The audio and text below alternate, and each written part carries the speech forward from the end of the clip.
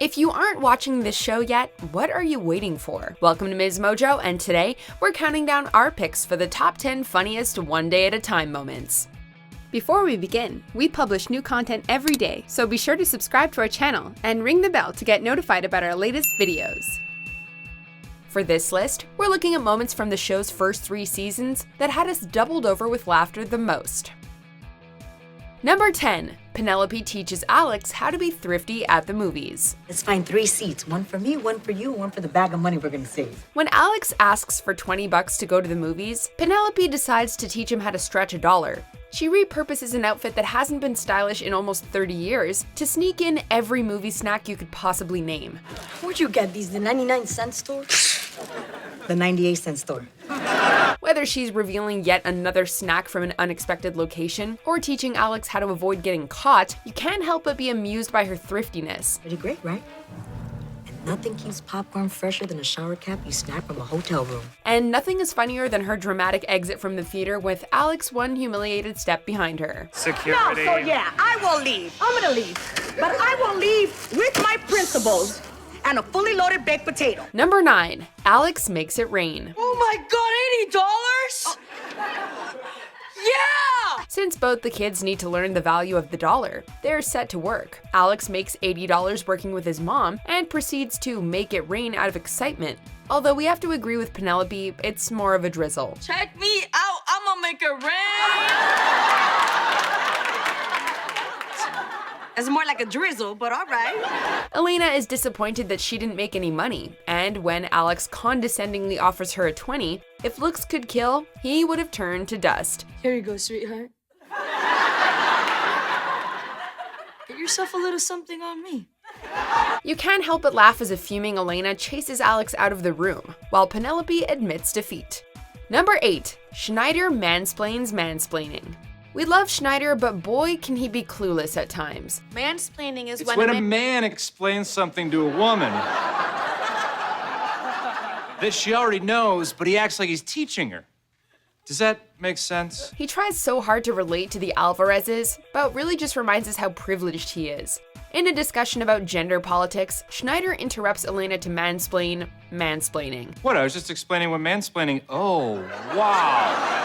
The irony is totally lost on him at first, but watching him cotton on is hilarious. And yet he can't bring himself to stop. This is a real problem. The sexism I'm talking about is all the little disrespectful things that men do that They don't even realize. He continuously tries to get himself out of the hole he's dug, but just manages to keep digging himself in deeper and deeper. Sorry, I cut you off. Talk as long as you want. Not that you need my permission. I'm just, you know what? I'd like to hear from the ladies. Women, females, you guys, not guys, humans. Number 7. Latinx. This show celebrates Cuban culture, and no one does it more patriotically or enthusiastically than Lydia. It's called passion. When Elena realizes why she's never personally experienced racism, she defiantly claims that she's a proud Latinx. I can't be passing. I'm a proud Latinx. Fans of the show know that Lydia and Elena are rarely on the same page, and this moment proves that, as Lydia comes up with her own hysterical definition for the word. What the hell is a Latinx? Is it a Cuban Kleenex? If so, then it is the best Kleenex. Not an episode goes by without a sassy comment from their abuelita, but this one had sides splitting from laughter for sure.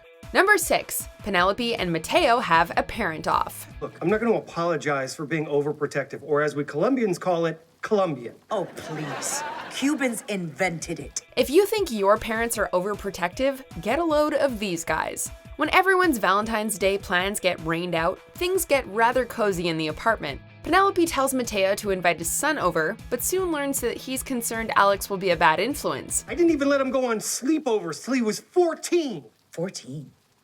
You let a baby sleep over at a stranger's house? You call that overprotective?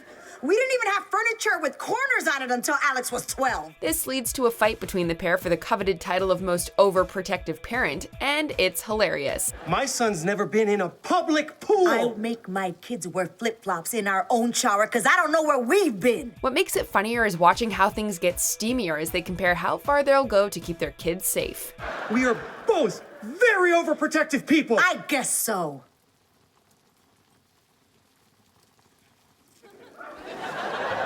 Number 5. Lydia helps Elena get a girlfriend. And by the way, I can teach you things because you're flirting. Is de madre. Elena is initially afraid to come out to her grandmother, but it's not long before Lydia becomes her trusty wing woman when she gets her first crush. Lydia pulls out all the stops trying to teach Elena how to flirt, with some help from Alex. You offer Danny a cookie. And if she doesn't want it, then it'll be like she is rejecting the cookie and not you. And for God's sake, who wants to be with somebody who doesn't even want a cookie? But when even a pep talk from Abuelita can't convince Elena to take the plunge, Lydia decides to take matters into her own hands. Elena isn't even sure if Danny is gay and can't muster up the courage to find out. Luckily, it's Abuelita to the rescue. What color lipstick are you wearing? Oh, I don't wear lipstick, just chapstick. Oh, nice. Gay. Number 4. All of the lying. Yes, why not be honest? Mira, for ejemplo, I am going to church tonight to feed the poor. There, I said it. In one lie at a time, Lydia tells the family she's going to church, and Penelope lets them believe she has a date. But when they leave the apartment, both women go elsewhere, while Elena uses the opportunity to deal with her own secret. Ooh, you're gonna have a boy over here alone? Yeah, maybe it'll be great, maybe it'll be terrible, but either way, you won't be here. When Lydia comes home early, followed shortly by Penelope, everyone's secrets start to unravel within moments. Okay, you're in big trouble because that means when I called you, you lied. Wait, Doc. What are you doing here? It's really funny to watch everyone try to cling on to their excuses to no avail. But what makes us laugh the most is Lydia piping up to justify why she is allowed to lie. I am the mom. I'm allowed to lie. And I'm the mom's mom, and I get to lie even more. Number 3. Lydia buys Yeezys. We want the Jesus shoes. Yeezys. Yeah. There's no tighter bond than between Alex and his abuelita. So when the latest pair of Yeezys drop, he turns to her to get him a pair. Hi, how can I help you? Hey, bro, how are you living?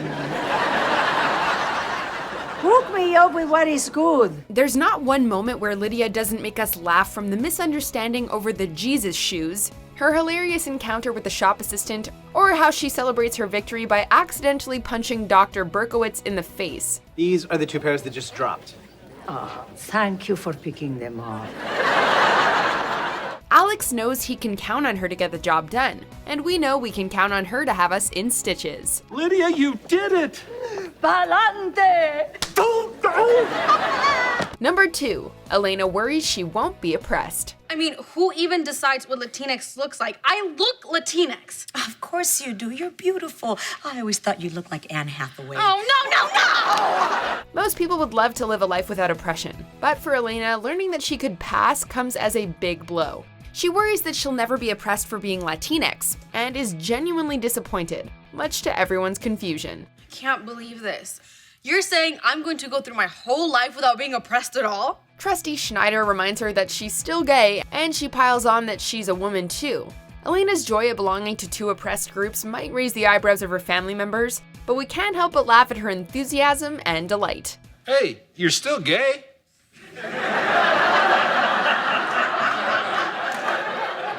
Yes, that's right. And a woman, I'm back in! Before we unveil our top pick, here are some honorable mentions. Mom, I'm not having sex. Oh, thank God! Oh, you're way too young. And guys are really bad at it in the beginning anyway. Not that I want you to be with the older guys. Stop talking! We are not adding another table. I can make this work.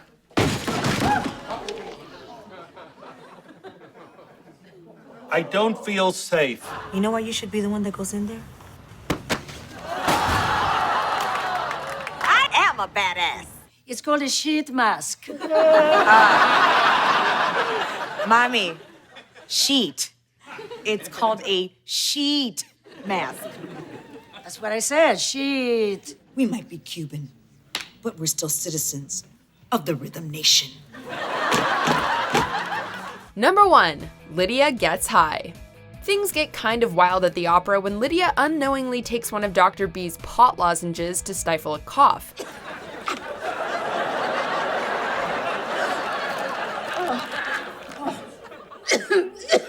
Meanwhile, Schneider is educating Penelope on the effects of weed after they discover Alex's stash. You're fine one moment, then it kicks in, Next thing you know, you're giggling uncontrollably. What follows is an entertaining sequence, in which for every effect Schneider describes, we cut back to Lydia, who just happens to be demonstrating all of them one by one.